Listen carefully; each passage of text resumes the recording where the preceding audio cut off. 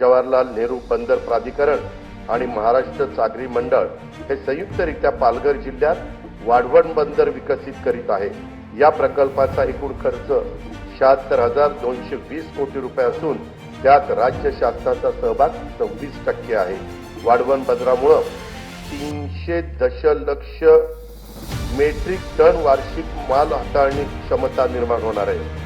जवाहरलाल नेहरू बंदराच्या सध्याच्या क्षमतेपेक्षा ती तिप्पट असणार आहे। सन 2030 पर्यंत नव्या बंदरातून माल वाहतूक सुरू होणं अपेक्षित आहे। या बंदराचा समावेश कंटेनर हाताळणी करणाऱ्या जगातील पहिल्या 10 बंदरामध्ये होणार असल्याने महाराष्ट्र राज्य भविष्यात सागरी दळणवळणातील महाशक्ती म्हणून उदयास येईल।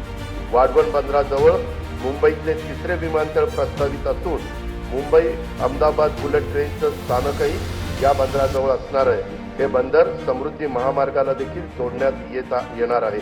पालघर जिल्ह्यात मौजे बुर्बे येथे बंदर निर्मितीच्या 4,259 कोटी रुपये किमतीच्या प्रकल्पास खासगी क्षेत्राच्या सहभागाने मंजुरी देण्यात आली आहे।